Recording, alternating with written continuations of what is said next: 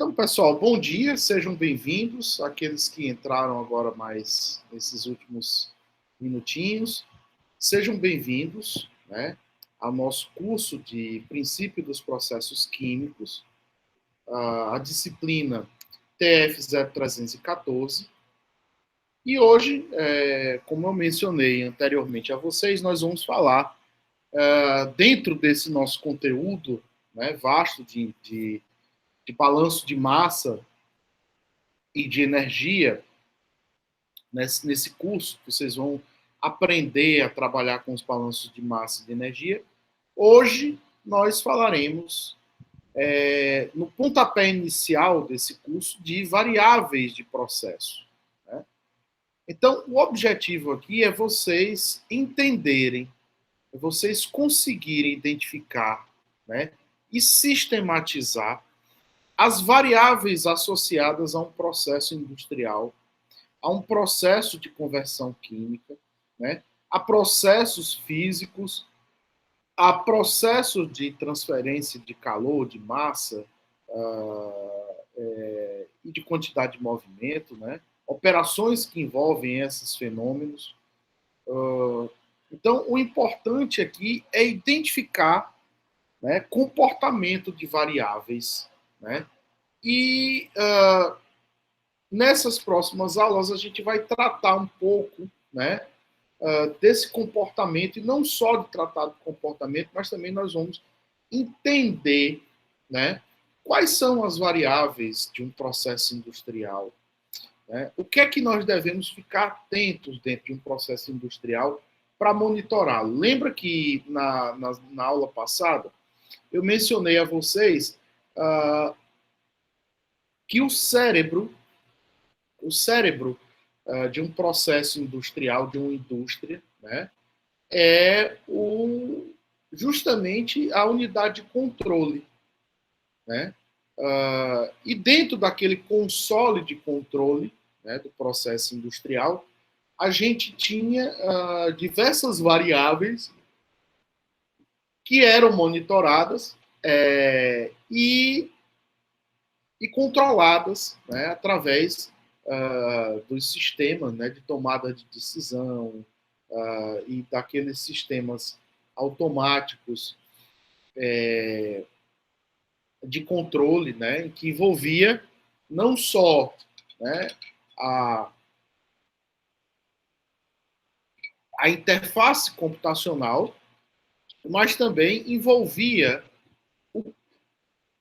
a atuação, né, do engenheiro, do profissional, com aquela interface computacional. Tá? Então, o que é que nós vamos falar de variáveis de processo? Antes de falar de balanço de massa e de energia, é importante que a gente saiba, né,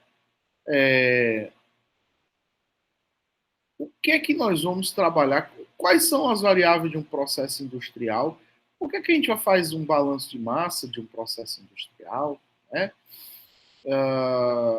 Primeiro é importante que a gente tenha em mente que todo processo, né, tem as suas entradas, as suas correntes de entrada e as suas correntes de saída.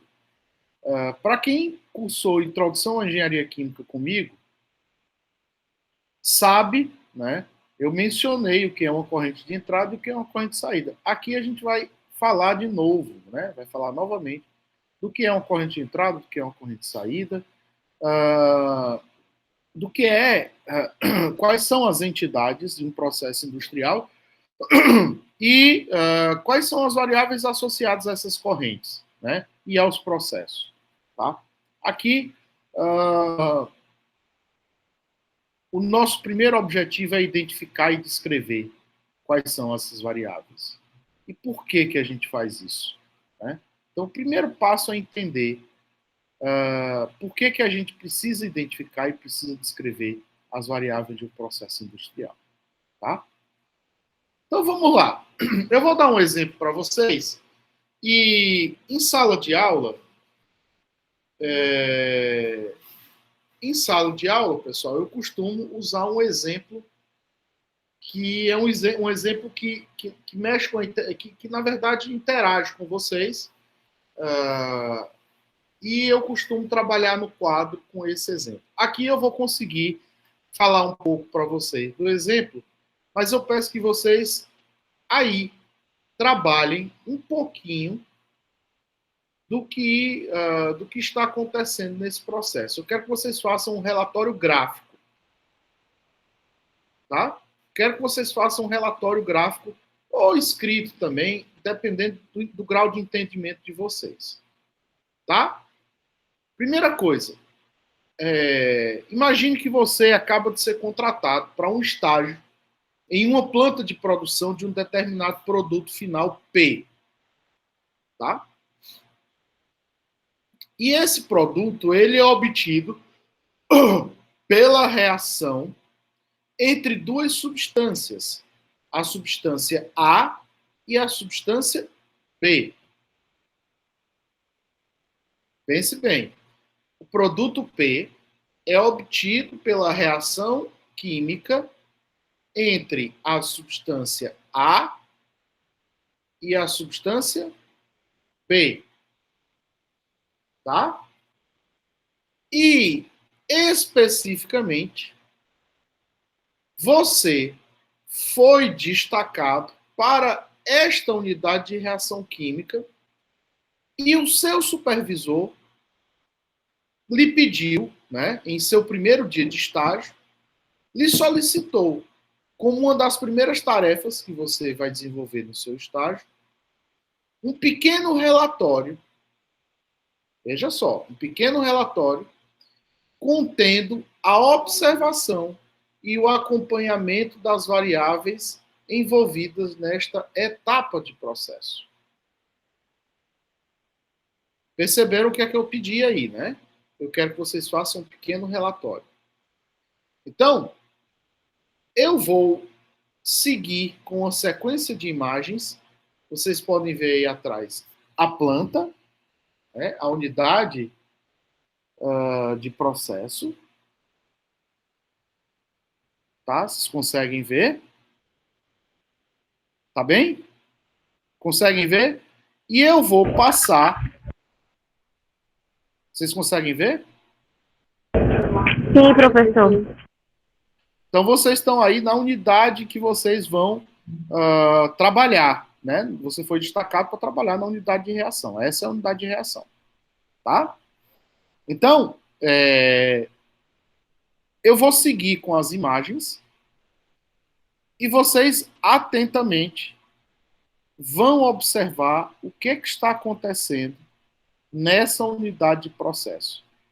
Ao final, vocês precisam, né, ter as informações necessárias. É como se eu estivesse passando em câmera lenta o processo para vocês, tá? Então, ao final, eu quero que vocês me apresentem esse relatório, tá? Vocês podem escrever aí, peguem papel, né? Vou dar um tempinho para vocês pegarem papel e lápis ou caneta. E eu quero que vocês escrevam isso, porque eu vou pedir que vocês me comentem após as imagens, tá? Após eu passar as imagens. Ok, pessoal? Então vamos começar. Todo mundo aí tá com papel e lápis, papel e caneta.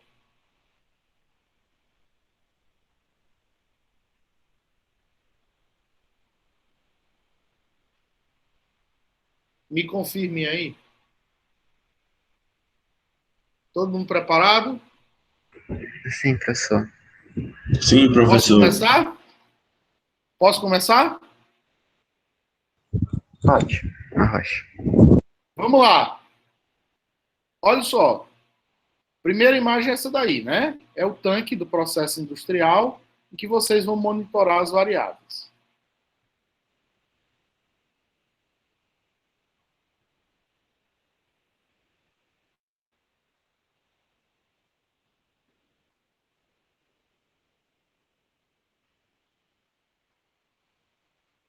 Professor, o senhor pode voltar a outra imagem, por favor? Pessoal, uma vez que eu passar, eu não vou voltar às imagens.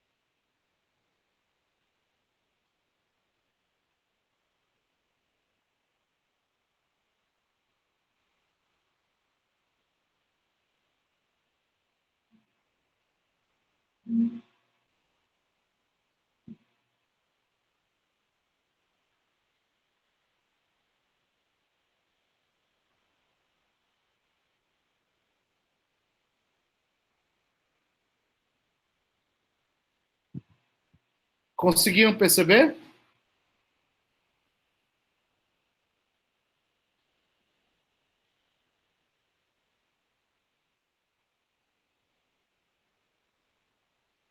Vamos fazer de novo um pouco mais rápido.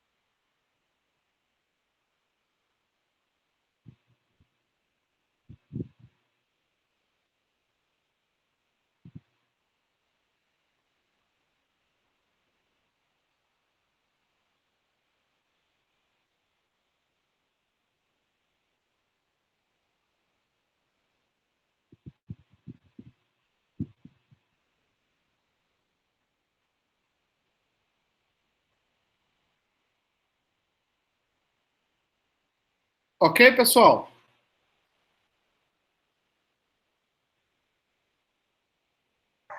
Ok, professor.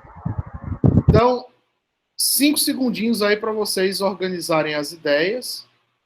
E eu já escolho um de vocês para dizer o que é que aconteceu.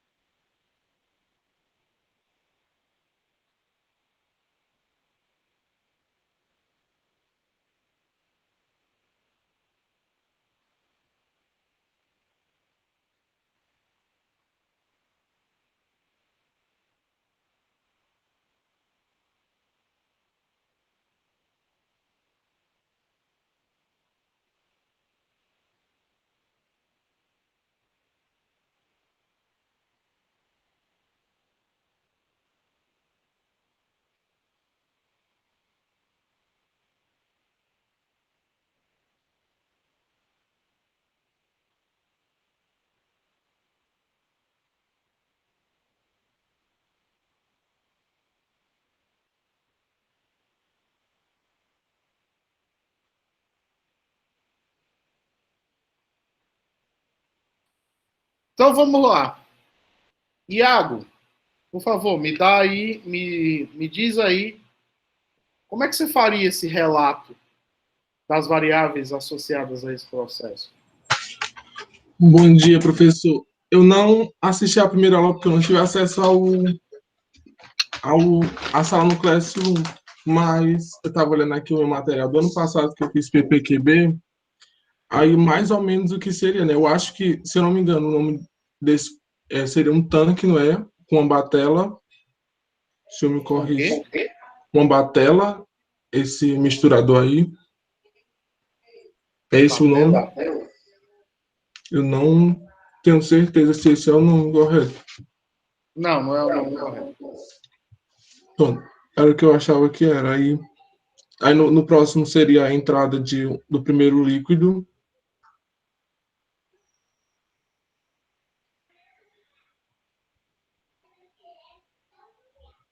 Você entendeu a pergunta que foi feita lá no começo? Pelo que eu entendi, era para falar sobre o processo. Eu vou colocá-lo novamente lá.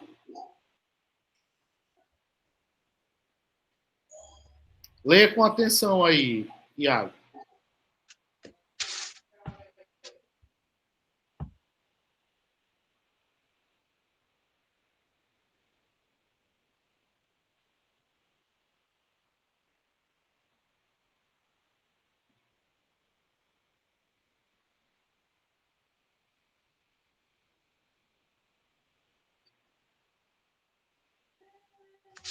Ah, entendi, professor. Agora sim entendi. Mas eu acho que eu não vou saber responder, não. Você não fez o relatório? Eu fiz como eu disse para o senhor, eu separei o que eu achava que seria cada parte do processo. Mas esse não foi. A pergunta não foi essa, né? Então deixa eu pegar aqui outra pessoa. Vamos ver aqui. Inácio.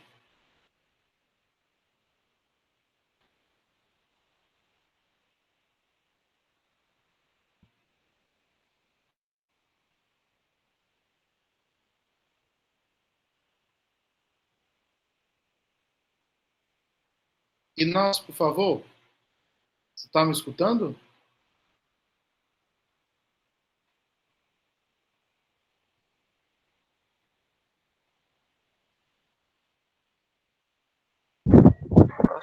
Eu acho que ele escuta, mas ele tá dizendo no chat que o microfone dele não funciona.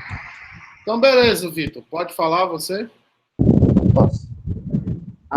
Na primeira parte do processo, a gente tem o aumento da ingestão do volume, né, dos reagentes.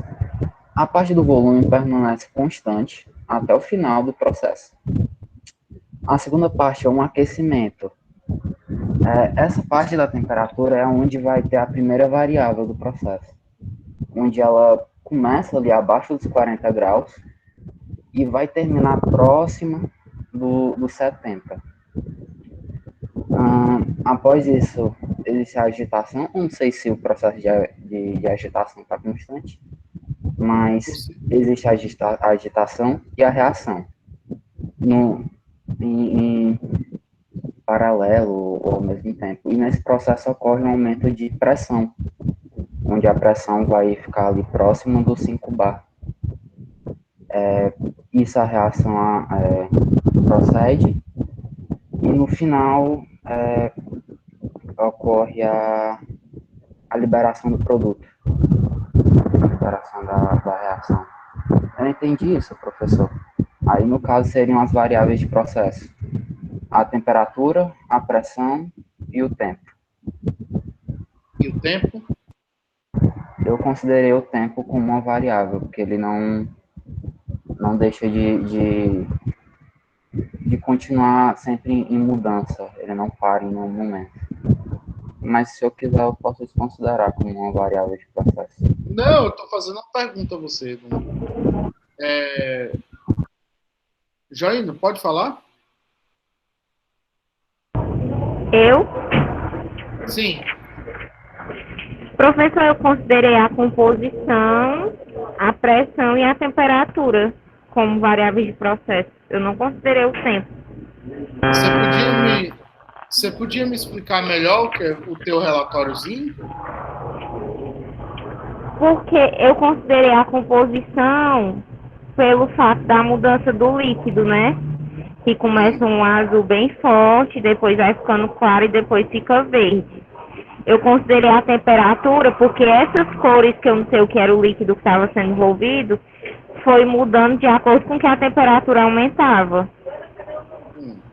E considerei a vazão porque eu achei que foi diminuindo e no final ficou sem nada. Aí eu considerei essas três, que eu achei que era alguma coisa que estava sendo feita, começava com a base e ia mudando a composição dela até chegar no produto final, e quando chegou no produto final vazou, né? Foi levado para outro tubo, outro negócio desse, outro, como é que chama? Eu acho que sai por esse cano dourado e vai para esse outro recipiente. Tá. Mas eu fiquei em dúvida se a pressão exerce alguma função também.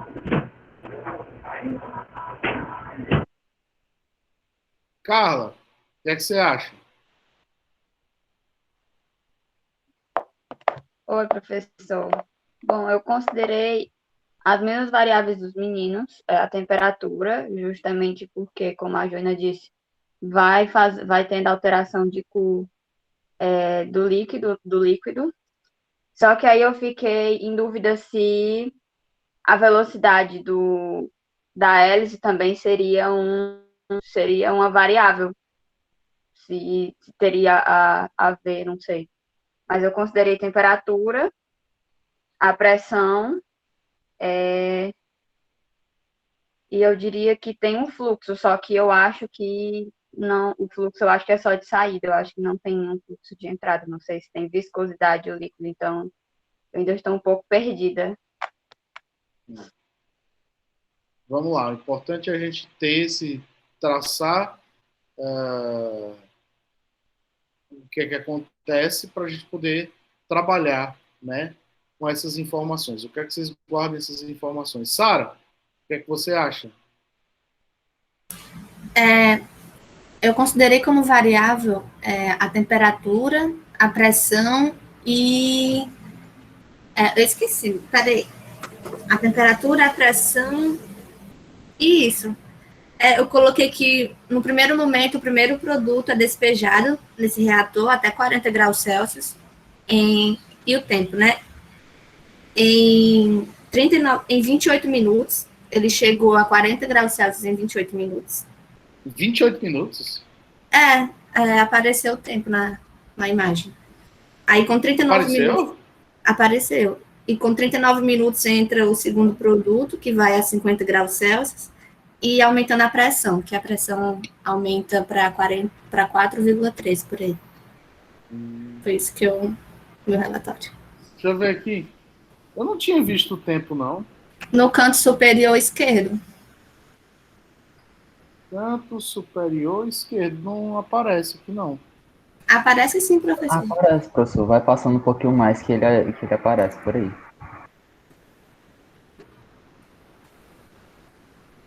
Assim que entra o produto B e o produto A. Ah, verdade! Nossa, que coisa que vocês perceberam, eu não percebi, não. Aí, que bom. Só aparece 28 ou 39, né? Sim. Legal. Boa atenção. Vamos lá. Davi. Você terminou, Sara? Desculpa. Sim, professor, terminei.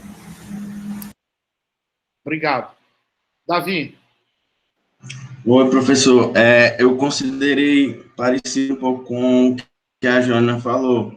Considerei a temperatura, a pressão, né, da mistura. Também considerei como variáveis a vazão da mistura e o tempo de escoamento total no final do processo. A vazão da mistura, o que é que você chama de vazão da mistura? A vazão é quanto de líquido sai pelo tempo. Depois eu considerei o tempo total. Tá. Vamos guardar isso, vamos guardar essas informações e nós vamos trabalhar um pouco mais sobre isso nessas próximas aulas. Vamos guardar esses dados aí que vocês traçaram. Guardem eles agora. Nós vamos traçar a partir de agora. Não esqueçam disso aqui não, tá? Nós vamos falar do comportamento de uma variável de processo. E partindo daqui, nós vamos voltar ainda a essas figuras, tá? E é importante que vocês tenham esse relatóriozinho, tá? Nós vamos voltar, nós vamos ficar trabalhando, indo e voltando nesse relatório, tá? Porque vai ser importante para vocês compreenderem algumas coisas que eu quero dizer aqui para vocês.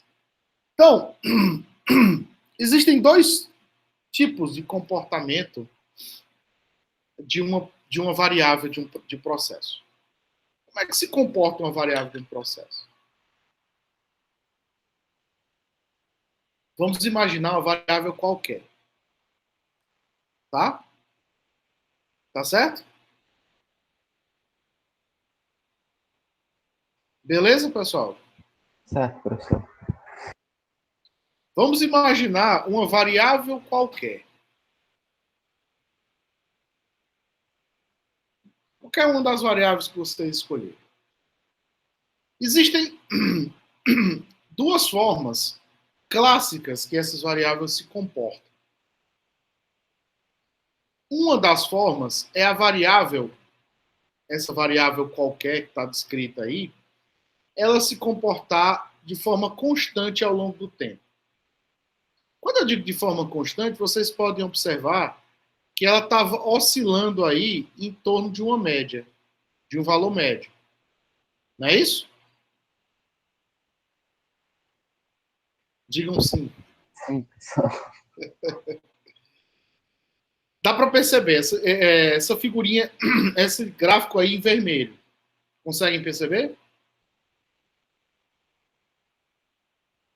Esse Sim. gráfico em vermelho diz o seguinte: eu tenho a variável e as medidas ao longo do tempo. Tá certo? Essa medida dessa variável ao longo do tempo, ela vai oscilar em torno de uma média. Ela não vai ser um valor constante, mas ela vai oscilar em torno de um valor constante. Pequenas alterações, para mais ou para menos, para mais ou para menos, para mais. Mas o que importa é que no tempo ela está oscilando ali em função, ela está oscilando ali, por exemplo, né, vamos dizer que seja temperatura, 1 grau a mais, 1 grau a menos, 1 grau a mais, 1 grau a menos, 2 a mais, 2 a menos, enfim. Está ali dentro de uma média, dentro de um valor médio. Nós chamamos esse comportamento, né, desse tipo de comportamento de variável, dessa característica, nós chamamos de variável que está em um comportamento permanente. Hoje a gente diz que a variável está em um estado estacionário. Que aquela variável atingiu um estado estacionário. Perceberam?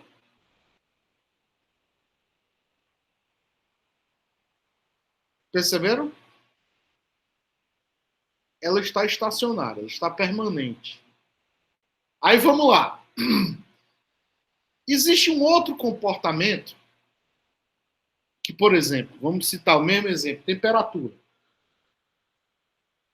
Imagine que eu esteja aquecendo um tanque com um fluido. Ao longo do tempo, aquela temperatura vai subir. Portanto, aquela variável, temperatura, está aumentando ao longo do tempo. O que é que eu quero dizer? Que a variável genérica, aqui que eu estou falando aqui como exemplo, a temperatura, ela não é constante.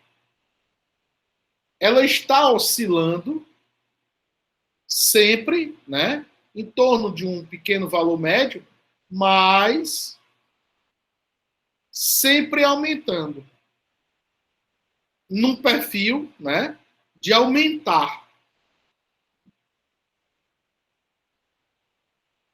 Professor, a variável poderia diminuir? Cair com o tempo? Poderia. Poderia estar resfriando o tanque. A temperatura cai. Certo? Então vamos lá.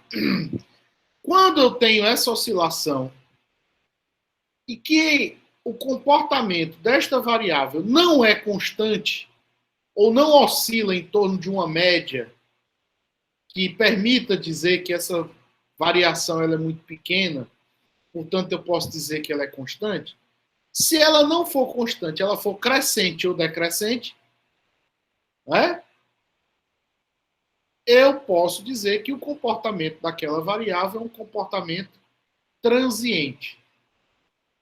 Ou um regime, aquela variável está em um comportamento comportamento não estacionário. Portanto, ela varia com o tempo.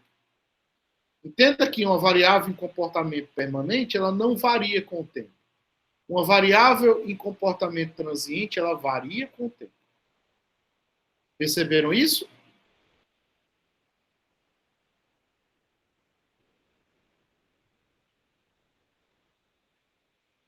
Perceberam isso? Professor, é capaz dessa variável transiente assumir diversas, entre aspas, médias no decorrer do processo? Você está percebendo aí, eu não sei se dá para perceber na Assim, figura. assim, Que eu eu tenho. entendi, mas no fato do tipo, no primeiro processo da indústria, a temperatura é X. Aí depois disso passa para um segundo, onde a temperatura é X mais Y. Terceiro, ele é 3x mais 3y, e assim vai, pro no final ele resfriar. Isso não vai Eu não afetar. entendi. Eu não entendi. Na verdade, o que eu estou dizendo é o seguinte: numa variável transiente, o perfil ele é crescente ou decrescente. Eu tenho uma tendência de aumentar ou diminuir, né, aquela variável com o tempo.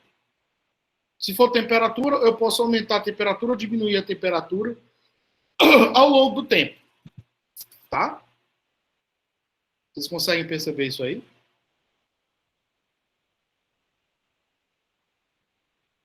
Não sei se eu fui claro. Foi sim, professor. Obrigado. Então vamos lá. Comecem a guardar essas informações, porque eu vou precisar delas mais adiante.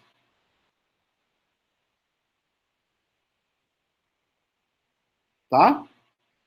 Aqui nós estamos construindo as informações para poder entender as variáveis que vocês selecionaram do processo.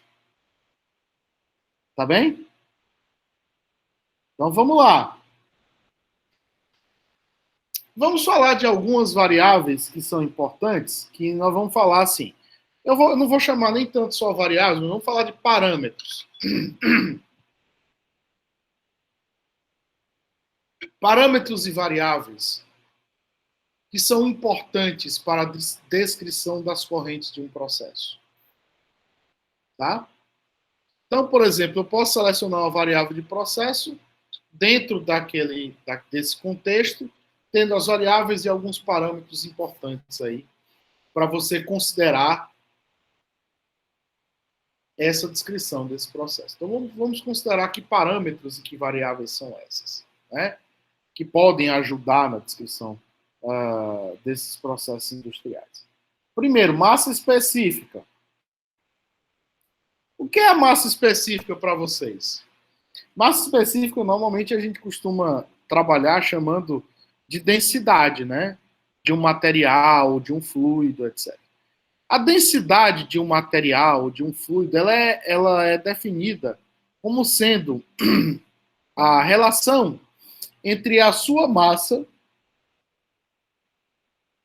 e o volume que é ocupado por essa substância, por esse material. Né? Então, nós dizemos que massa específica, né, essa densidade, esse ρ, né? Ela é uma função de pressão e temperatura. Tá? Então, nós temos a massa específica como sendo a relação entre massa e o volume ocupado. Né? Então, em termos de unidade, nós temos uma unidade, né? E aí, vendo as unidades, nós temos unidade de massa, ó o M aí, unidade de massa, por unidade de volume, que é comprimento elevado a 3, ao cubo. Né? Então, nós temos massa por volume. Tá? Então, a gente tem as principais unidades. Quilograma por metro cúbico. Grama por centímetro cúbico.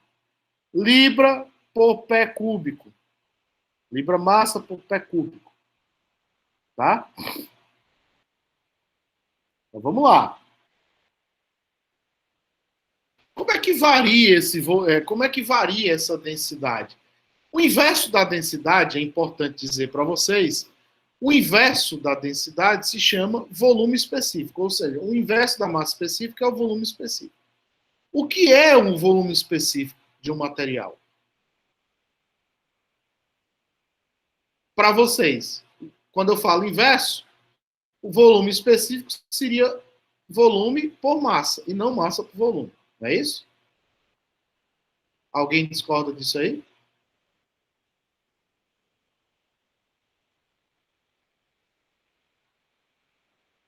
Consegue me escutar? Alguém consegue falar alguma coisa? Sim, professor. Acho que não É tem isso, ninguém né? que discorde. Eu Tá. concordo com o senhor.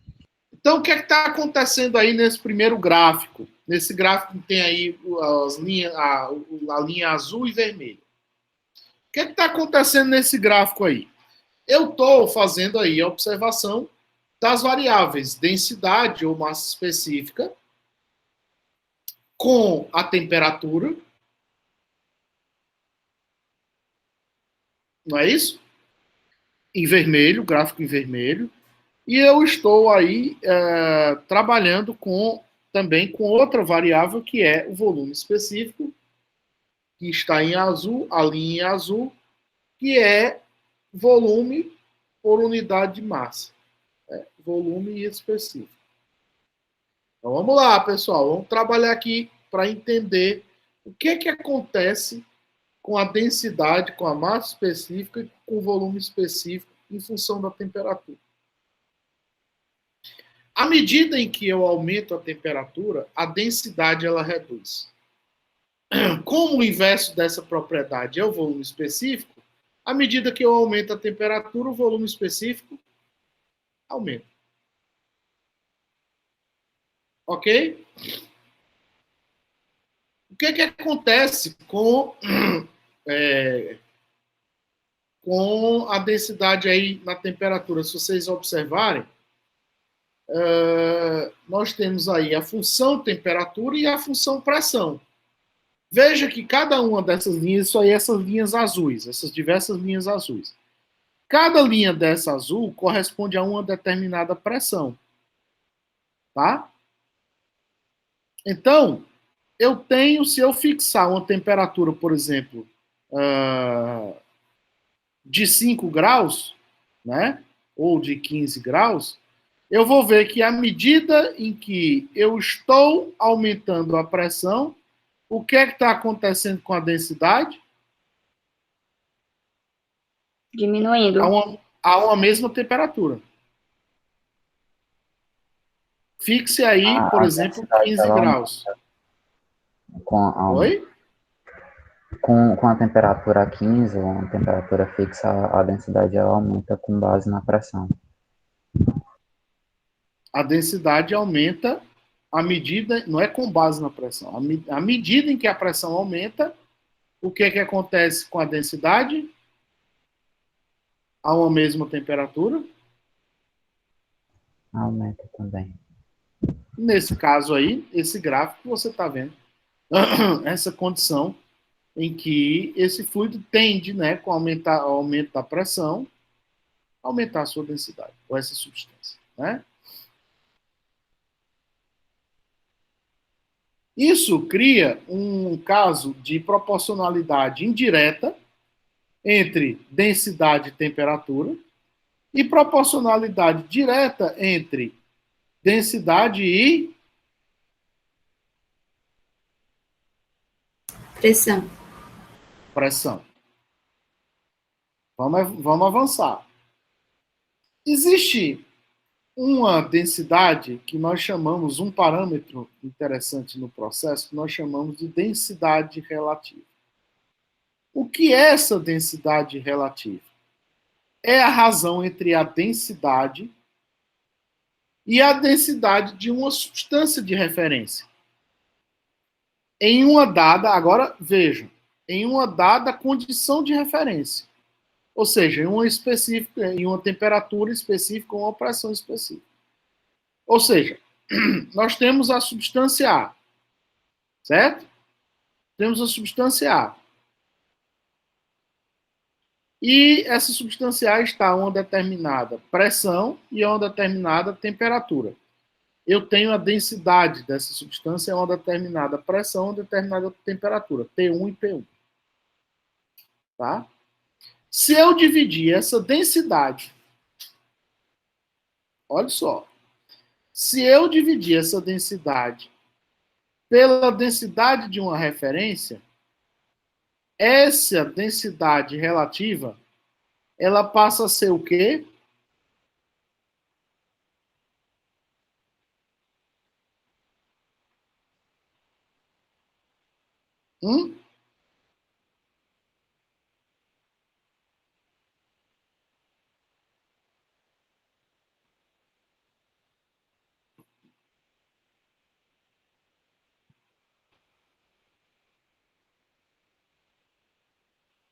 Vamos lá? O que é essa densidade relativa enquanto grandeza, por exemplo? Ela passa a ser adimensional, professor? Exatamente, Sara. Exatamente, ela passa a ser adimensional. Lembra que nós falamos dos números adimensionais, da importância dos adimensionais lá em introdução? Então, o que é que você está vendo quando você divide, por exemplo, a densidade da substância A pela densidade de uma substância de referência? Por exemplo, vamos botar aqui uma densidade relativa em função à água a 25 graus Celsius. O que é que eu estou dizendo?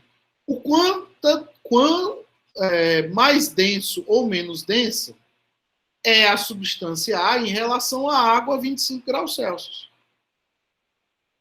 Não é?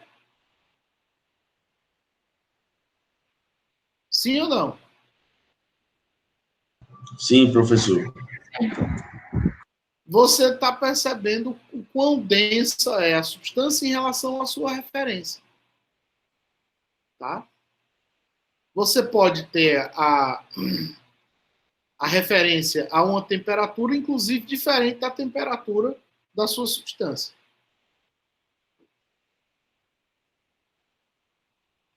Ok?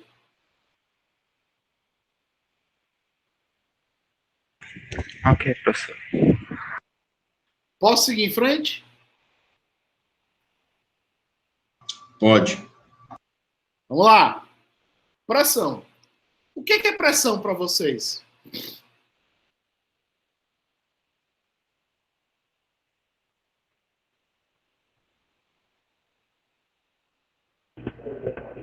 É uma força que acontece em determinado produto, dependendo de que forma ele está, de onde ele está.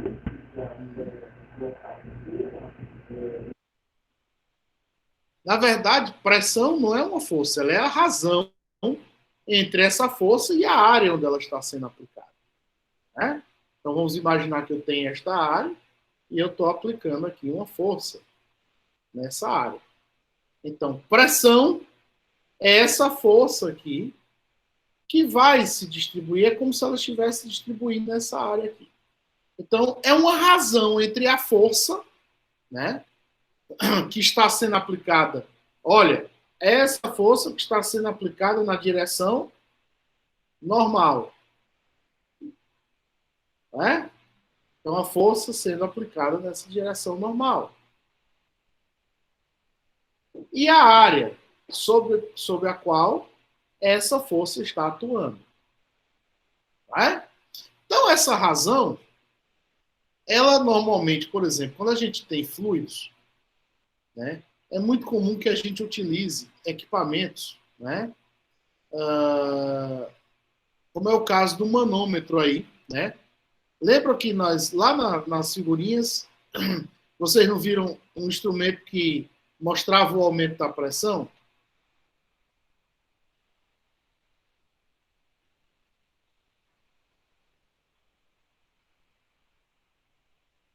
Sim ou não? Sim, professor. Sim. Então, aquele instrumento nada mais era do que um manômetro, né? E aí, por exemplo, eu mostrei aí um manômetro do tipo Bourdon. Ok? Então, nós temos aí um fluido e nós temos um pistão. Veja a figura do fluido do pistão.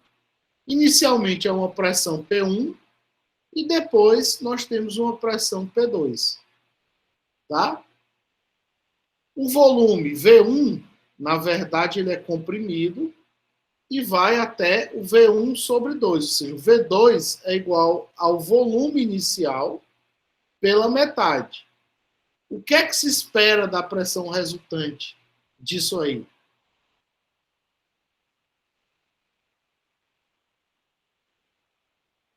A pressão aumenta, né? Exatamente. Então, veja só. Pressão, força sobre área. Então, significa dizer que, em termos de unidades, eu tenho força, né?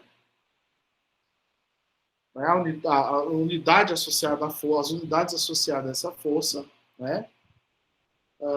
E aí nós temos aí, por exemplo, o Newton, tá? Por área, por exemplo, metro quadrado.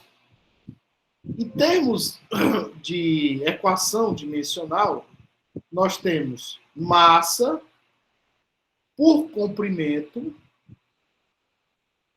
por unidade de o quê? Ao quadrado?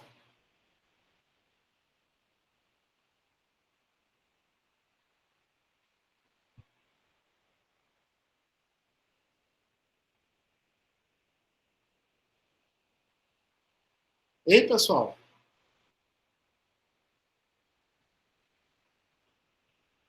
Pode repetir a pergunta? Termo de equações dimensionais, eu tenho unidade de massa por comprimento. Professor, área é metros por segundo ao quadrado, mas esse θ eu não sei se é tempo. Esse θ é o quê? Não sei se é tempo. É tempo. Né? Se eu tenho metros por segundo ao quadrado, né? Então eu teria isso aí. Tá certo? Seria comprimento, massa por comprimento vezes tempo ao quadrado. Ok?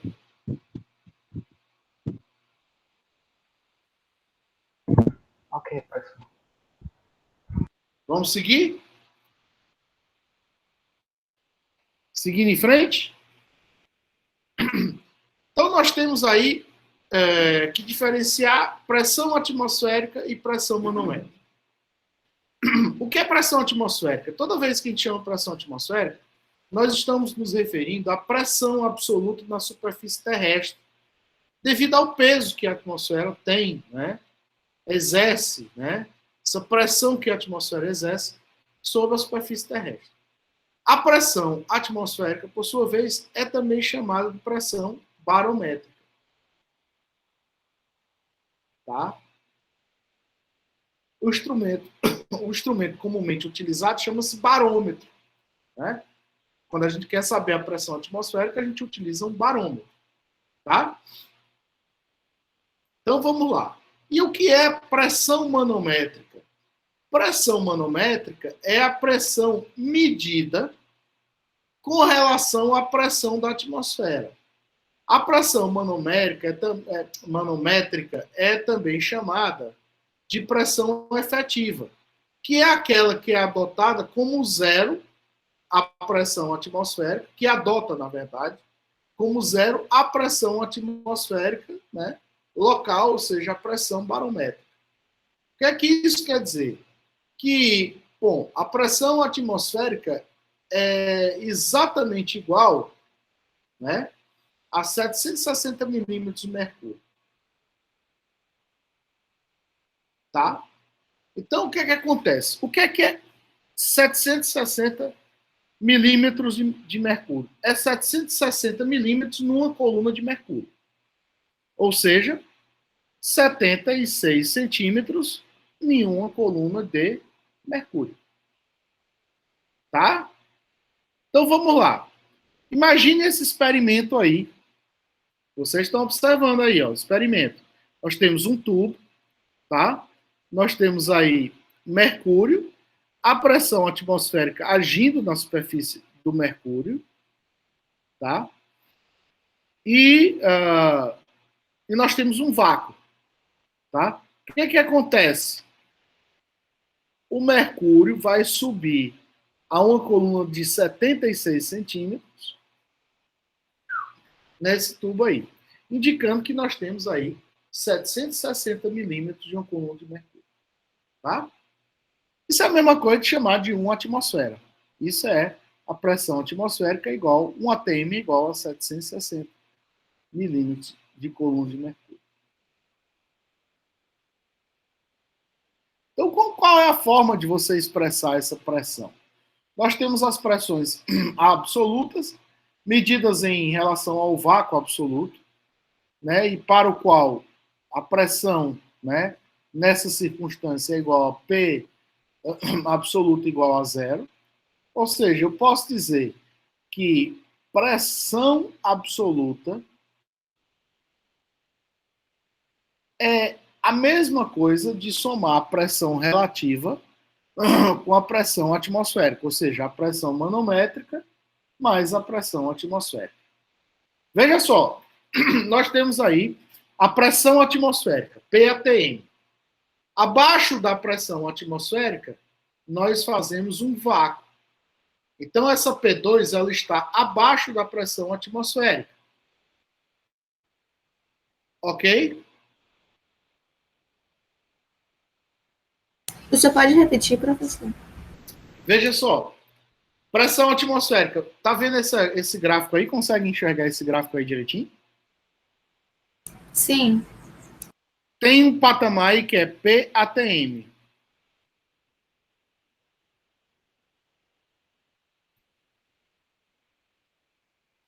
Viu aí o PATM? Sim. Aí, o que acontece abaixo? Eu faço um vácuo. Tá? Faço um vácuo. O que acontece quando eu faço um vácuo dentro desse sistema? E aí eu tenho a pressão do sistema vai para P2. Essa pressão 2, ela está abaixo da pressão atmosférica. Portanto, o que eu posso dizer?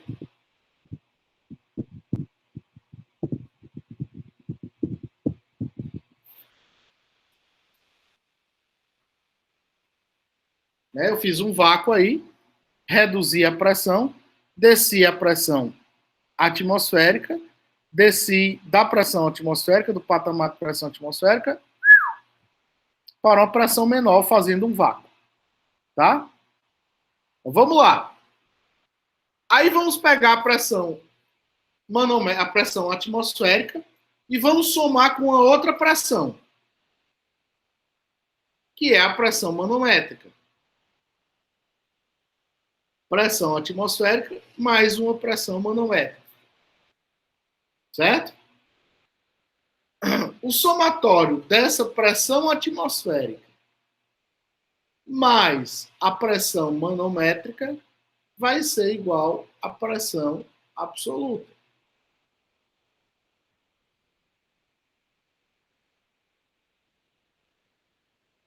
Ok? Ok, professor.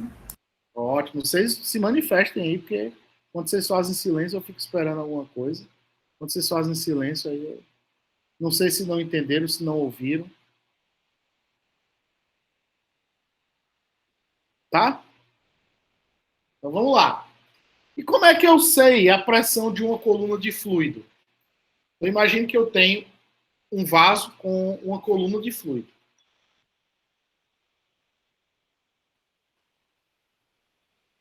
A pressão na superfície do fluido eu vou chamar de P0. Essa pressãozinha vermelha aí, P0. Tá? A pressão no fundo do tanque será igual a este P0 mais um delta de pressão será igual a ρ vezes G vezes H. ρ, a densidade do fluido, G, a aceleração da gravidade, e H, a altura da coluna de líquido ou de fluido.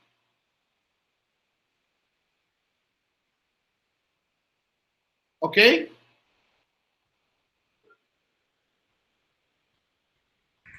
Ok. Ótimo. Então, por que é isso aí? De onde é que vem isso aí? Ó, imagine que eu tenho uma massa de água. Tá? Essa massa de água aí, eu quero transformar essa massa de água. Tenho a força que é massa de água vezes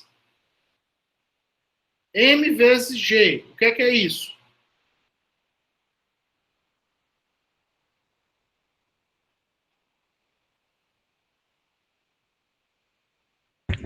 É o peso da água, né? Isso. Peso dessa coluna de água. Então, para transformar isso aí em pressão, né? O que é que eu tenho que fazer?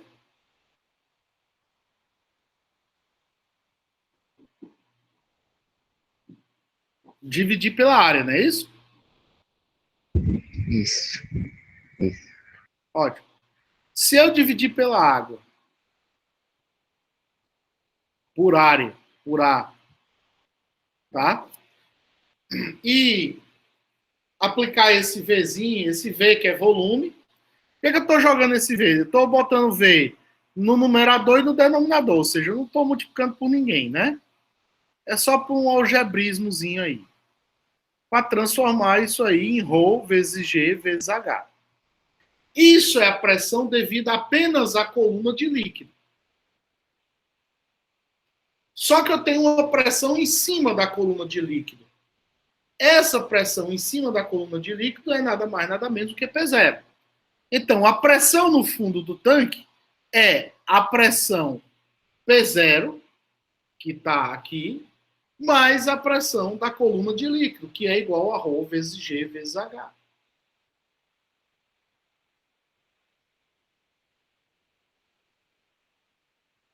Alguém tem dúvida disso?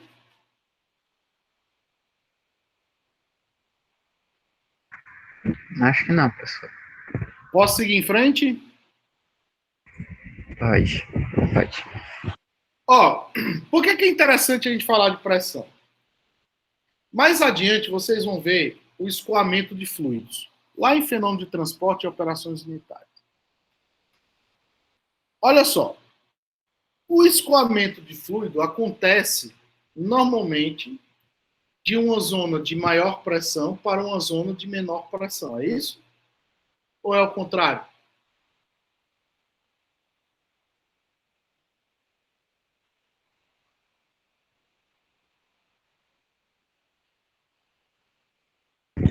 É da zona de maior pressão para uma zona de menor pressão.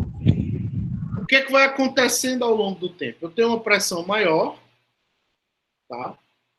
E aí eu vou perdendo carga, vai acontecendo a perda de carga ou a redução da pressão. toda vez que eu estou falando de perda de carga, eu estou falando de redução de pressão. Então, eu falo assim, perda de carga entre 2 pontos de uma tubulação. É a diferença de pressão entre esses 2 pontos. Tá?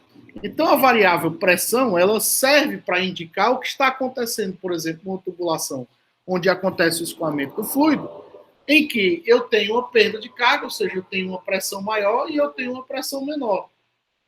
Só lembrando, o escoamento acontece de uma zona de maior pressão para menor pressão. Tá? Assim como acontece com a temperatura, eu tenho o fluxo, né, acontecendo de uma zona de maior temperatura para uma zona de menor temperatura. Acontece assim em relação aos fluidos, de uma zona de maior pressão para uma zona de menor pressão. Vocês vão ver mais adiante que existem 2 formas de medir essa perda de carga e de caracterizar essa perda de carga. A primeira delas é a perda de carga distribuída. O que é a perda de carga distribuída? É aquelas que ocorrem em trechos retilíneos da tubulação. E nós temos as perdas de carga localizadas, que são aquelas perdas de carga, ou seja, aquela perda de queda de pressão ocasionada por peças que têm singularidades ao longo das tubulações, como é o caso, por exemplo, curva, cotovelo, válvula, derivação, redução, expansão, enfim. Então você tem uma perda de carga associada a um equipamento industrial. Tá? Vale ressaltar que vocês tratarão disso mais adiante. Ok? Bom, o que acontece? Essa perda de carga ela é interessante, inclusive, para vocês perceberem o que está acontecendo internamente com os dutos, com as tubulações de processos industriais. Porque vejam como são as coisas. Aí vocês estão vendo um fenômeno muito, muito interessante, que é o fenômeno de incrustação. O que é a incrustação? Você está criando uma crosta na tubulação, internamente na tubulação, onde o fluido escoa. Tá? E à medida que isso vai aumentando, né, que essa rugosidade da tubulação e esse material vai ficando depositado ao longo da tubulação, eu vou aumentando a perda de carga. Tá? Como é que eu consigo medir, né, o escoamento de 2 fluidos, a diferença de pressão? Eu posso utilizar... Professor. Oi, pode falar, desculpa. Com a incrustação, então, você armazena a temperatura, é isso? Com a incrustação, armazena a temperatura? Reduz a perda da temperatura que o senhor disse? Não!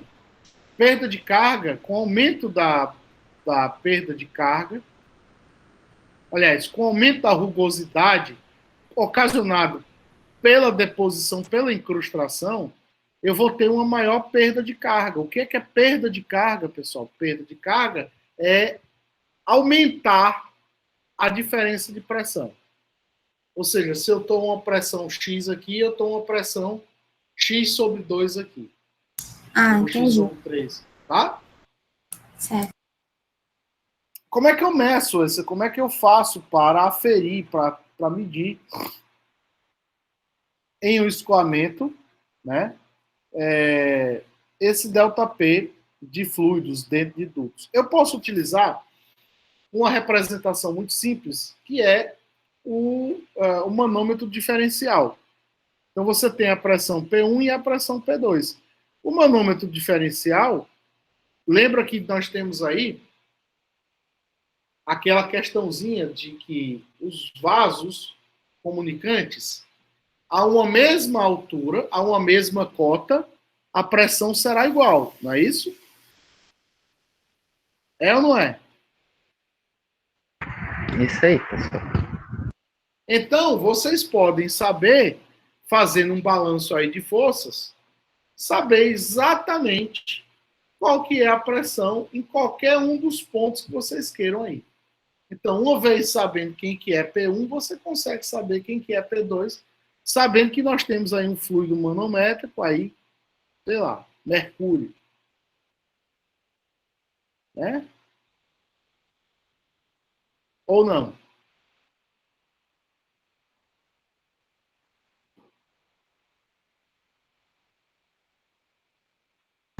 Não acredito que dê, professor, posso fazer. Independente Dá, do gráfico. Dá. dá, tá? Então, vamos lá. Opa, não, isso aqui é outra coisa. Deixa eu passar isso aqui. Isso é um exemplozinho, depois a gente vai... Aliás, vamos trabalhar com ele agora. Vamos lá. Vamos voltar ao exemplo, vamos trabalhar com ele aqui. Vamos identificar, né? Identifique a diferença de pressão entre o ponto P1 e o ponto P2, sabendo que a densidade do fluido manométrico é 1.100 kg por metro cúbico e a diferença de cota, né, que promovida, né, pelo deslocamento do fluido é de 0,22 metros. Ou seja, eu desloquei 0,22 metros no fluido manométrico. Tá? E a densidade do fluido manométrico é igual a 1.100 kg por metro cúbico. Tá?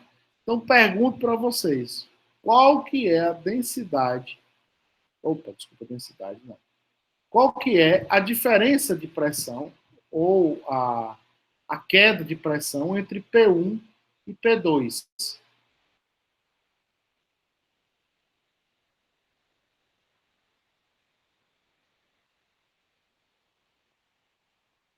Vocês conseguem trabalhar aí? 5 minutinhos para vocês trabalharem nesse problema? Pode ser? Não ouvi vocês. Pode, professor. Nossa.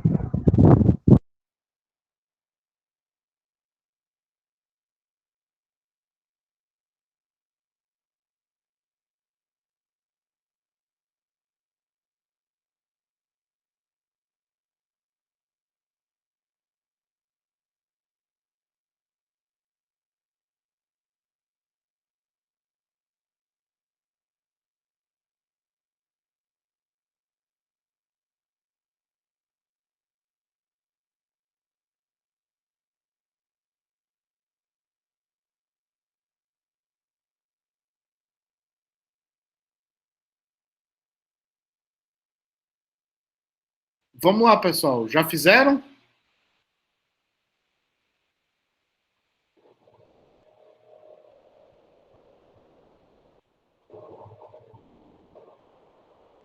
Vamos lá, pessoal. Já fizeram?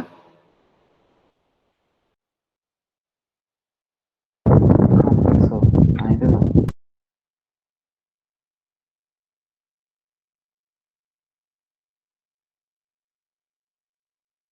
Então, vão lá fazendo aí o problema daqui um pedaço. Quando alguém terminar, por favor, liga o microfone e diz, terminei.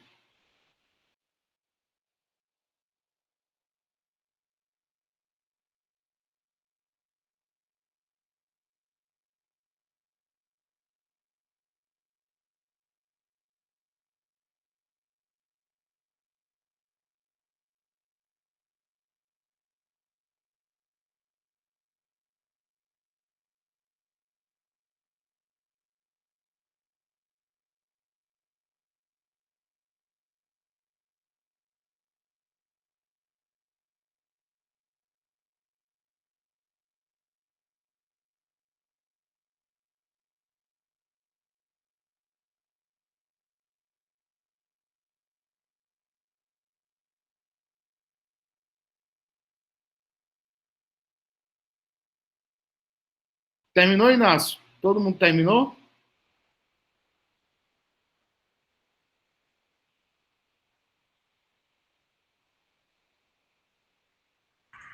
Professor, a variação seria de 237? Oi? A variação de pressão seria de 237? Variação e pressão. O que é que vocês acham? No meu também deu esse resultado. Exato, mas também, né?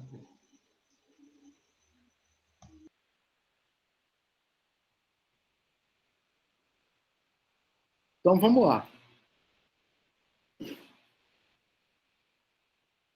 Veja só. Então, primeira coisa, nós temos aí a densidade. Vamos considerar que esse fluido aí é água.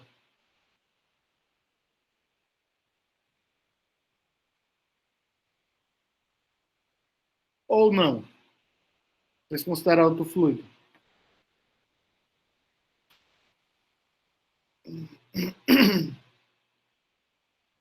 É água, né? Então vamos lá. Então, eu tenho água, o fluido manométrico, tá? Eu tenho essa densidade aí do fluido manométrico, tá? Eu tenho a densidade da água. Então, o que é que eu posso dizer? Eu posso dizer que, equacionando o problema, a pressão no ponto X' vai ser igual à pressão no ponto P1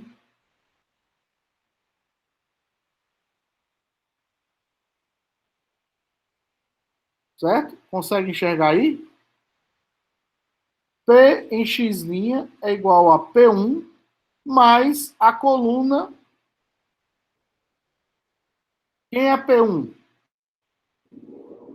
É a pressão em cima da coluna de água, não é? É que eu estou acompanhando aqui pelo tablet, que está um pouquinho maior que pelo slide. Tá? Conseguem ver aí, ó?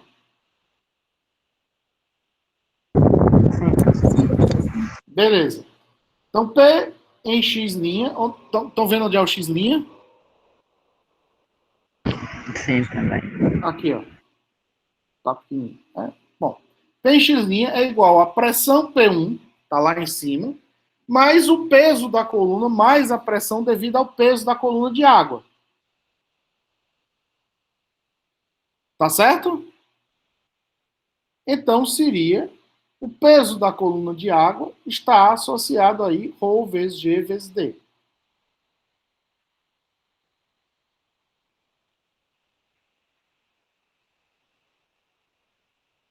Tá?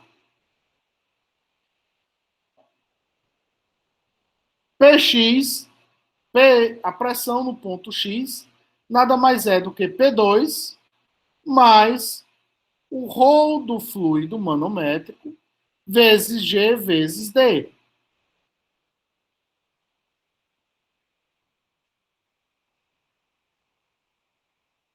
Tá?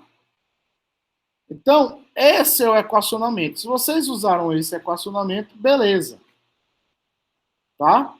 Ah, o que é que acontece para achar P2 e P1? A pressão no ponto X e a pressão no ponto X' são iguais ou diferentes?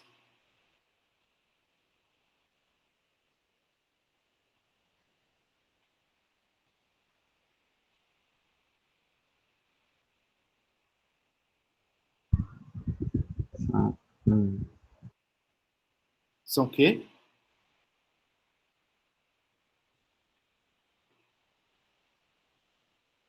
diferente, professor.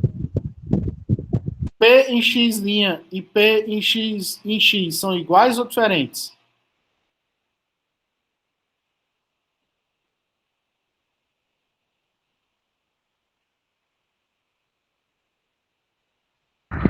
Diferente.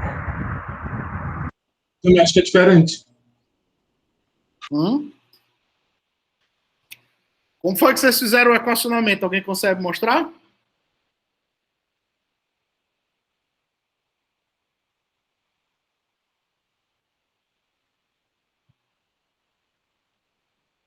Como é que vocês encontraram aí o valor de P1 e P2?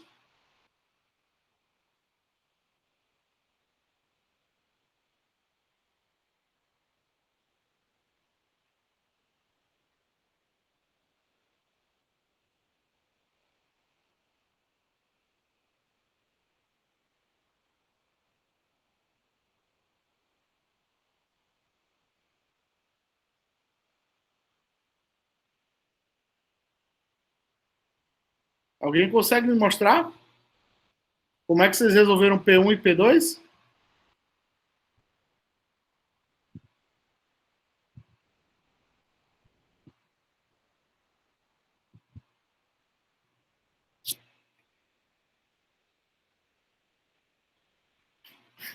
É?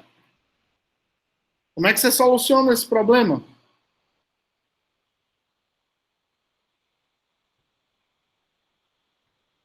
Pressão no ponto X é igual a pressão no ponto X'?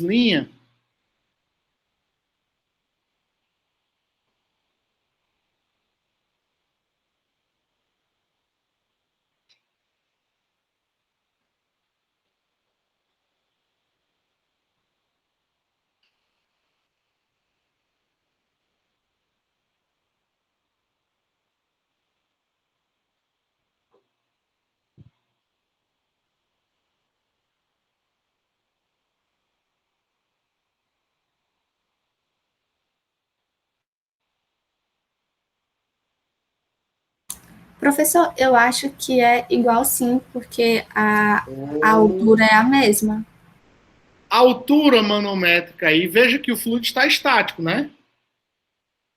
Concorda comigo? Eu estou equilibrado aí. O manômetro já deslocou a coluna. Nesse pontinho aqui, ó, nesse pontinho aqui, eu tenho o mesmo fluido manométrico. Concorda comigo que eu tenho o mesmo fluido?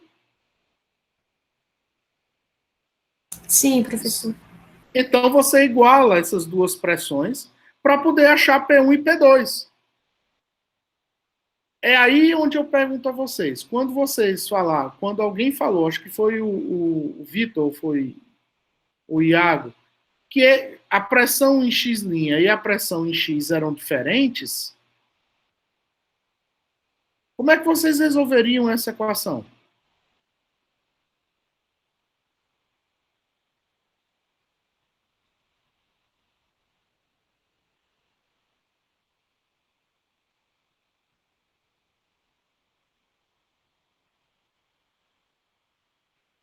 Seria P em X' mais P em X igual a zero. Não é isso?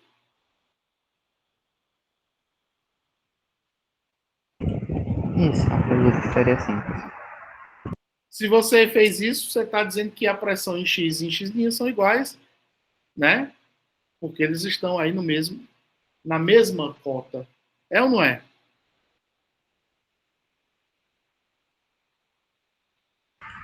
É isso mesmo.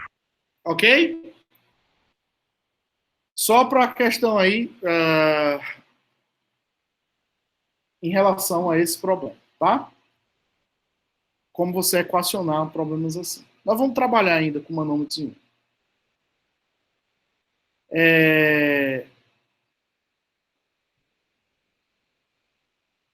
Professor, teve uma pergunta no chat. Eu estou vendo aqui agora. Estamos considerando o rho do fluido igual ao rho da água? Não. Nós temos o rho da água e o rho do fluido. O fluido é o fluido manométrico. O fluido manométrico tem 1.100 quilogramas por metro cúbico. Certo? Da água, se vocês pegarem aí a 20 graus Celsius, ele diz 20 graus Celsius, né?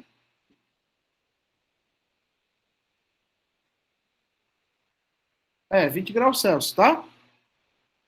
A 20 graus Celsius, se vocês pegarem aí, vai dar em torno de 1.000 quilogramas por metro cúbico, não é isso? Não é? Ó, aqui, garoto.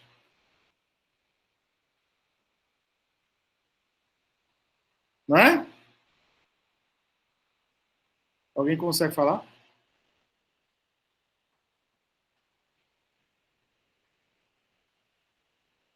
É isso mesmo. Pronto, então beleza. Então, na verdade, o rho do fluido não é o rho da água. Tá? Nós temos a água e o fluido manométrico. O rho F é o fluido manométrico que tem densidade um pouco maior. Tá bom? Então, fluidos são transportados, por exemplo, no caso de líquidos, são transportados por bombas. O que acontece quando eu tenho uma bomba?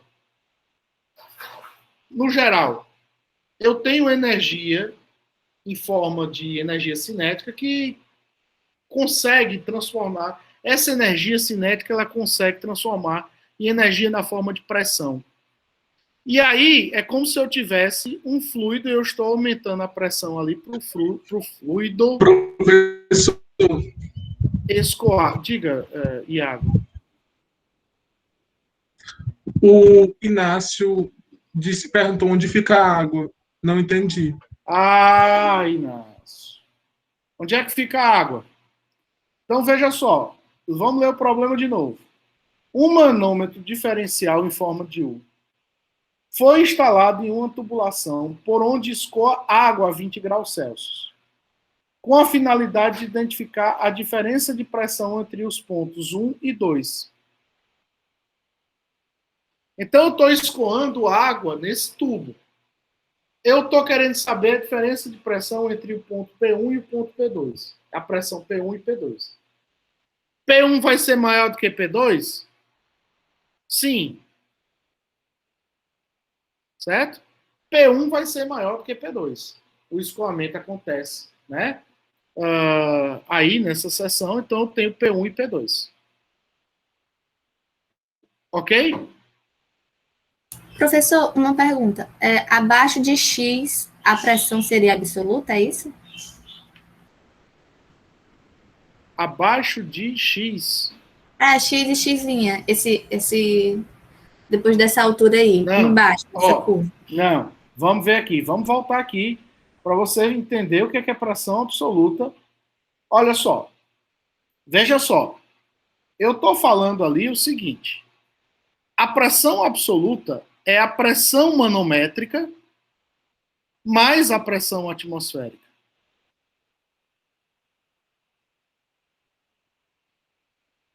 Você está me entendendo? Não é que se eu estiver tratando ali em todas em termos de pressão manométrica, tá? É como se eu tivesse pegando a pressão absoluta, aquela pressão ali, né? Ou seja, aquela pressão medida em relação ao vácuo, né? Como sendo um vácuo absoluto, para a qual essa pressão absoluta, nessa condição de vácuo absoluto, a pressão é igual a zero. Então, quando eu estou fazendo o vácuo igual a zero, né, a pressão absoluta relativa àquele vácuo absoluto igual a zero, né, então eu estou fazendo essa consideração. Então, a pressão manométrica é como se eu pegasse essa pressão absoluta medida e reduzisse da pressão atmosférica. O que é que acontece? Por que a gente fala normalmente isso? Vamos imaginar que eu tenha um copo d'água.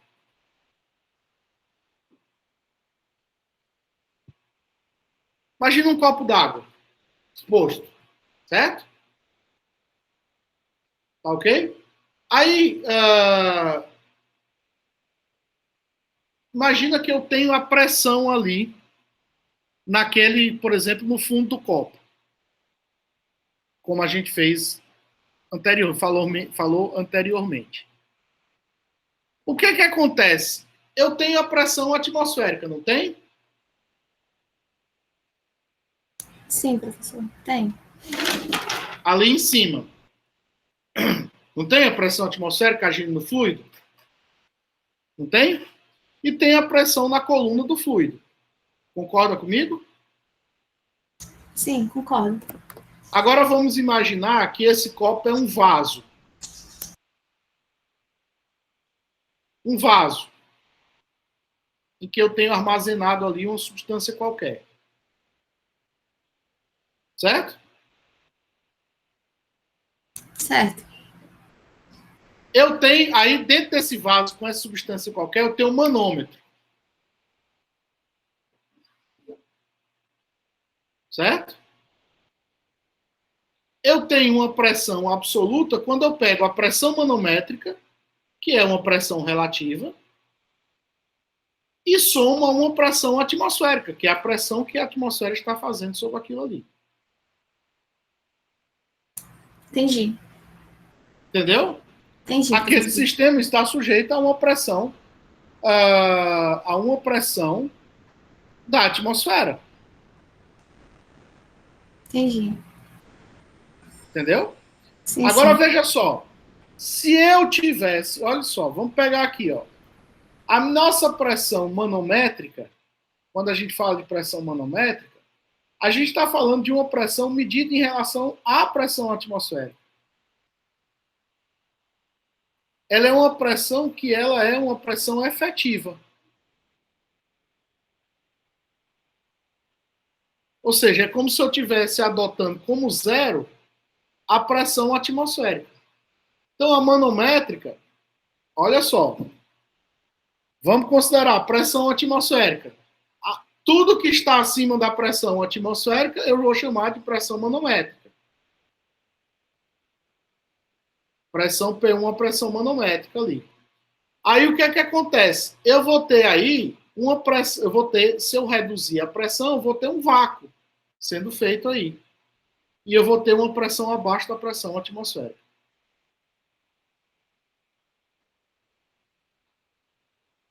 Certo, professor, entendi. Tá? Não sei se eu consegui aí falar com exemplos aí. Não, Mas vamos seguir aqui. Tá bom. Então, eu estava falando do escoamento, né? Então, vamos lá. Nós, no transporte de fluidos, por exemplo, nós temos aí o líquido que é movimentado por essas pás, por essas hélices da bomba, vai circular e aí eu vou ganhar pressão, né? Vai aumentar essa pressão, eu vou criar uma estrutura para aumentar a pressão do fluido, para que eu possa escoar ele para uma altura maior.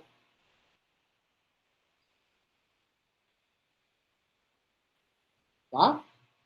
Então, existem várias formas de você trabalhar com escoamentos e onde a pressão ela é muito importante. Essa queda de pressão, ou esse delta P, essa perda de carga, ela é importante muitas vezes até para caracterizar o tipo de escoamento que você tem. Então, a variável pressão, ela está associada, inclusive, à descrição do que acontece em alguns sistemas. Né? Então, a gente viu que a perda de carga, ela serve para, por exemplo, mostrar fenômenos ou indiciar, né, alguns fenômenos, como o caso da incrustação. Mas, por exemplo, imagine que eu tenho um fluido escoando através de um leito de partículas sólidas. Eu posso, com o aumento, com esse comportamento, com a observação do comportamento da velocidade do fluido que está escoando, saber, né, utilizando essa perda de carga, saber, né, essa resposta da perda de carga, saber o que está acontecendo nesse leito de partículas, por exemplo. Então, eu tenho a pressão do sistema em um sistema gás sólido, ou gás líquido, ou líquido sólido, sólido líquido, saber o que está acontecendo ali em termos de escoamento. Então, entenda que as variáveis, na maior parte das vezes, trazem outras informações. Essa informação, pressão, perda de carga, está associada à pressão, pode me dar uma informação muito útil, inclusive do comportamento do sistema. Tá? Temperatura. A temperatura de um corpo, normalmente, é a medida do estado térmico, considerado em referência ao seu poder de transferir calor para outros corpos. Né? Isso aí foi dito por Maxwell. Tá? Temperatura é uma variável importante, na maior parte das vezes, porque dentro das escalas termométricas, né, considerando as escalas termométricas, nós podemos dizer o que está acontecendo em termos de fluxo de calor. Se o sistema está sendo aquecido, se está sendo resfriado, né? O que é que está acontecendo em termos da dinâmica do calor ou da energia térmica associada àquele sistema. Tá? Nós temos a unidade de massa atômica, né? Que nós utilizamos, que na verdade, quando a gente fala de unidade de massa atômica, vocês já fizeram química, nós estamos falando de uma unidade de massa atômica, ou seja, 1/12 do átomo de carbono 12. Né? O que diabo é o carbono 12? Todo mundo sabe. Né? Vocês que já fizeram química geral, já estão aí nas químicas mais avançadas. Carbono 12, na verdade, tem 6 elétrons, 6 prótons e 6 nêutrons. Né? Aí nós temos os isótopos do carbono 12, que é, por exemplo, o caso do carbono 14. Tem 6 elétrons, 6 prótons e 8 nêutrons. Na verdade, o que vai variar aí é o número de nêutrons que cada um desses isótopos vai ter. Tá? Mas, normalmente, a unidade de massa atômica ela é uma medida que toma, né, que tem relação com essa subdivisão, ou seja, de 12 vezes do átomo de carbono 12. Então, é como se fosse 1 sobre 12, né, do carbono 12. E aí vem a nossa definição de molécula grama ou mol, que é a quantidade de matéria de um sistema contendo tantas entidades elementares quanto átomos existem em 0,012 quilograma de carbono 12. Ou seja, é como se eu estivesse particionando aquele 1 sobre 12, aquela 1 unidade de massa atômica. Então, um átomo grama é um elemento de um elemento qualquer, né? Contém um número de átomos igual ao número de Avogadro. Ou seja, quando a gente fala de um átomo grama, nós estamos dizendo que contém um número de átomos que é igual ao número de Avogadro. Qual que é o número de Avogadro? 6,02 vezes 10 a 23 átomos. Né? Então, molécula grama ou mol é a quantidade de substância cuja massa, medida em gramas, é igual à sua massa molecular. Então, um mol de qualquer substância contém 6,02 vezes 10 a 23 moléculas. Né?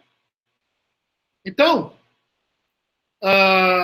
quando você tem um mol de substância em massa, nós temos o que nós chamamos de massa molecular. Então, aquela massa molecular, vocês conseguem, pelas tabelas periódicas, vocês conseguem obter essas informações. Então, com a tabela periódica, você já sabe, você já trabalhar com massas moleculares, com pesos moleculares, com pesos atômicos. Então, vocês já sabem, né, trabalhar com massa atômica, com pesos moleculares, enfim. Caracterização de misturas. As correntes de um processo, normalmente, isso eu falei para vocês em introdução à engenharia química, normalmente, né, tem mais de uma substância. Então, lembra que eu falei que... E aí muitos de vocês falaram de composição aí, quando a gente estava falando daquele relatóriozinho, né?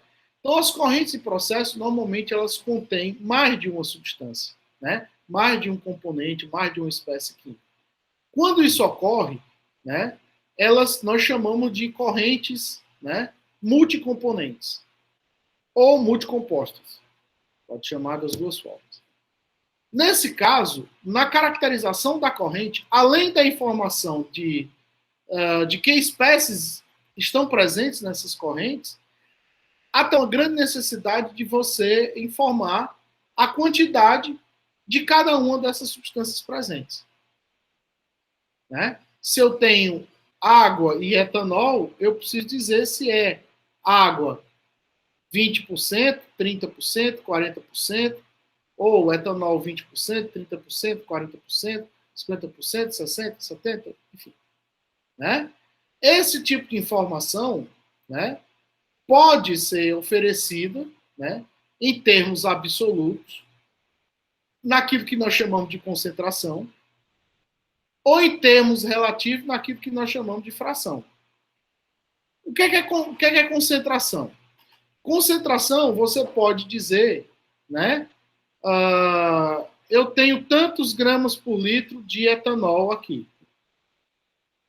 Então, você sabe que de uma solução de 1 litro, você sabe quanto tem de etanol.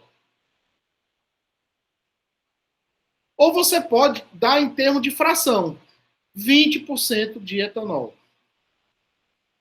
Aí você vai ter que dizer se aquela fração é volumétrica ou aquela fração ela é massa. Tá? Então, nós temos aí tanto as frações quanto as concentrações em termos mássicos ou em termos molares, né? Quando a gente fala em mássico, a fração mássica, normalmente a gente está falando de massa por volume. Quando a gente está falando de concentração molar, a gente está falando do número de mol ou de moles por volume de solução. Tá? Então, nós temos frações molares, nós temos frações mássicas ou frações ponderais, e nós temos frações volumétricas. O que é uma fração molar? É o número de mols daquela substância em relação ao número de mols total. Né? O número de mols total sendo o somatório de todo o número de mols de todas as moléculas ali presentes. A fração mássica ou fração ponderal, tá? Na verdade, é a relação da massa daquela substância em relação à massa total, sendo a massa total o somatório de todas as massas das substâncias presentes no sistema. Tá? Daí nós temos a fração volumétrica, que é o volume daquela substância em relação ao volume total. Tá?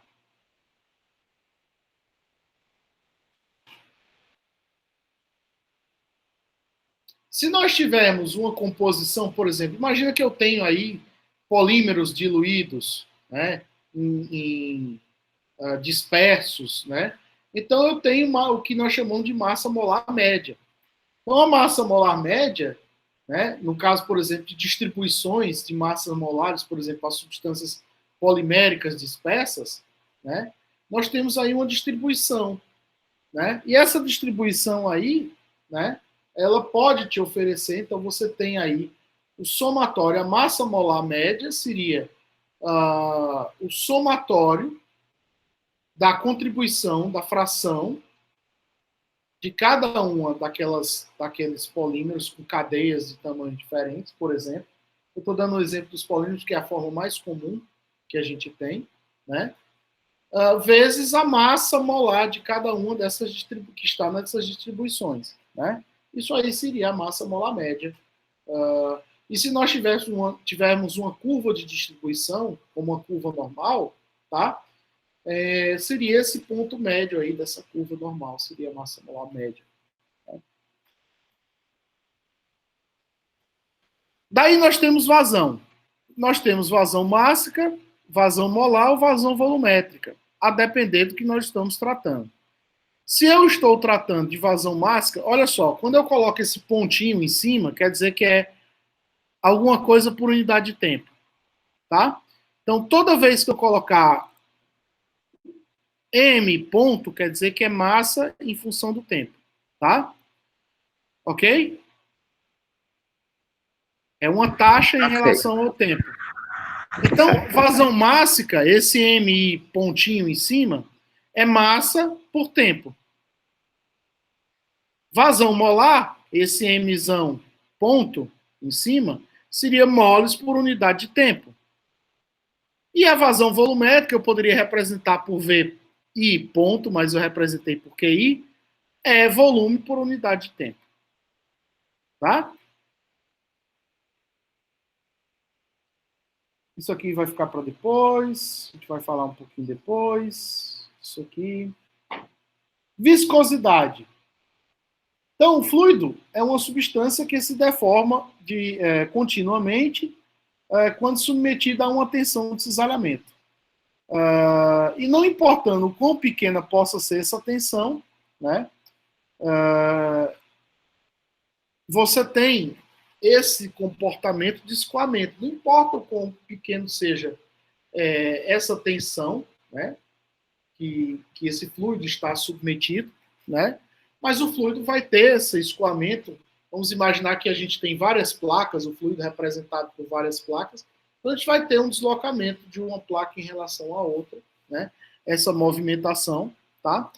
E uma das coisas que impede a movimentação em níveis moleculares, né, ou seja, que retarda esse escoamento, que deixa a substância mais próxima, por exemplo, se for um líquido, mais próxima do mel ou mais próxima da água, né, é essa viscosidade, é essa propriedade, né? Então, viscosidade, ela se opõe à movimentação dessas placas, né? É resistivo a isso aí. Então, nós temos vários tipos de fluidos que vocês vão estudar mais adiante, e esses fluidos, eles são classificados de acordo com o seu comportamento de viscosidade. Mais adiante, vocês, lá em fenômeno de transporte, vocês vão entender que existem fluidos que se comportam, né, em termos da deformação, que se comportam como fluidos newtonianos. Ou seja, a viscosidade ela é constante, ela se mantém constante à medida em que você vai aumentando a frequência com que o fluido vai sendo cisalhado, ou seja, que ele vai sofrendo esse cisalhamento, tá? Existem fluidos que se comportam que a viscosidade é reduzida e fluidos que a viscosidade é aumentada com essa deformação, com essa frequência de deformação, que a gente chama de, na verdade, a frequência com que a tensão de cisalhamento ela é aplicada. A gente chama isso de taxa de cisalhamento, tá? Então, adiante, vocês vão estudar isso com mais calma, tá? Aqui é só para identificar essas duas diferenças, tá? Então, a viscosidade, normalmente, ela é observada em instrumentos chamados reômetros. Esse comportamento de viscosidade é observado em instrumentos chamados reômetros. Mas qual que é a importância disso? A importância disso, pessoal, é que a viscosidade pode caracterizar algumas informações, pode dar algumas informações, porque, a depender da temperatura, né, essa viscosidade ela é maior ou menor, né? Então, o escoamento desses fluidos a uma determinada temperatura pode ser diferente, né? Mesmo sendo o mesmo fluido, a temperaturas diferentes, os fluidos tendem a melhorar esse escoamento, ou seja, à medida que eu aumento a temperatura, eu reduzo a viscosidade aí, né? Vocês estão vendo essas curvas aí para algumas substâncias, o caso é etanol, N-octano, N-propano, ácido sulfúrico, N-pentano, enfim, tá?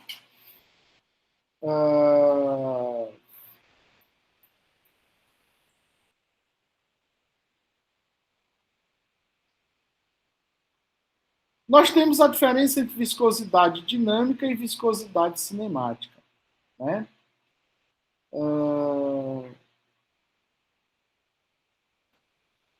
Mas não era isso que eu queria falar. Outra coisinha. Vocês vão ver mais adiante a diferença entre essas duas viscosidades, né? O que é viscosidade dinâmica e o que é viscosidade cinemática, tá? Essa informação ela é interessante. Aqui que nós estamos trabalhando com as variáveis, nós vamos abordar viscosidade dinâmica e viscosidade cinemática mais adiante, quando estiver tratando ainda de alguns pontos que envolvem viscosidade, alguns problemas que envolvem viscosidade. Mas é interessante é o seguinte. Veja só, pessoal. Olha só que coisa interessante. Isso aí é um trocador de calor de casca e tubos. O que acontece no trocador de calor? Trocador de calor, eu tenho uma substância em que ela vai sendo aquecida ou vai sendo resfriada. Vamos considerar uma substância que está sendo aquecida. O que vai acontecer com o escoamento de uma substância viscosa sendo aquecida? Ela vai se transformando em uma substância mais fluida, não é? Então, esses fenômenos, mais adiante, vocês vão estudar com maior cuidado. Em termos de operações, isso vai ser muito importante para vocês. A influência da viscosidade, né, dentro desse escoamento, tá? Só lembrando que o número de Reynolds, que é um adimensional, ele correlaciona a densidade vezes a velocidade, né, ρV, vezes o comprimento característico do movimento, dividido pela viscosidade, por μ, tá? Só para encerrar, pessoal, já são 10 horas, para a gente não ficar aqui falando e eu dar espaço para vocês perguntarem algumas coisas. Aí estão as referências dos livros para vocês. Tá? Vocês podem utilizar o livro do Felder, a terceira edição, a parte 1, capítulo 3, e aí vocês podem utilizar outras referências já ditas aí. Na aula que vem, na próxima quarta-feira, nós vamos voltar àquele probleminha do início da aula. Dessa vez, nós vamos utilizar todas as informações que nós falamos aqui hoje para caracterizar as variáveis do processo. Ok? Então, próxima aula, nós iremos trabalhar aquele problema inicial do relatório que vocês fizeram, guardem o relatório, para mostrar as variáveis de processo, os seus comportamentos, baseado em tudo isso que a gente viu aqui. Tá bom? Beleza? Certo, professor. E depois que a gente fizer isso, já vou informando a vocês, vocês terão um primeiro trabalhinho.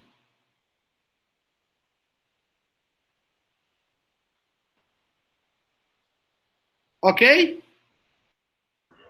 Certo. O senhor vai falar melhor do trabalho na próxima aula, né? Vocês terão um primeiro trabalhinho que vai ser liberado na próxima aula. Tá bom? Tá Depois que eu falar, depois que eu comentar para fechar esse negócio aí de variáveis, vocês vão ter um pequeno trabalhinho. Tá? Ok? Ok, professor. Eu já baixei o vídeo no YouTube, tá, pessoal? Eu já passei para um vídeo no YouTube, eu vou colocar no Siga para vocês o videozinho do YouTube que eu já baixei da nossa aula, tá bom? Professor, o senhor disponibilizou o slide? Vou disponibilizar os slides também, tá? Bom, obrigada. Professor, Ei, professor, mas o senhor vai deixar no Classroom ou no Siga? O quê? O senhor vai colocar os slides no Siga. no Classroom ou no Siga? Isso, no Siga. Tá bem? a primeira aula está em algum canto. Não, ainda não coloquei. O senhor gravou a primeira aula. Mas eu vou colocar. Ainda não coloquei. Ah, tá certo. E eu não tenho acesso ao Classroom. Mas a primeira aula foi... A primeira aula foi apenas introdutória.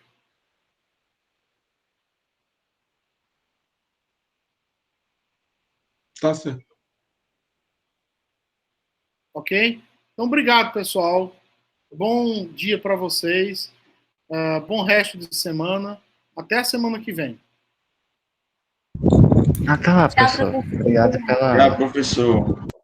Até a próxima semana. Tchau, tchau.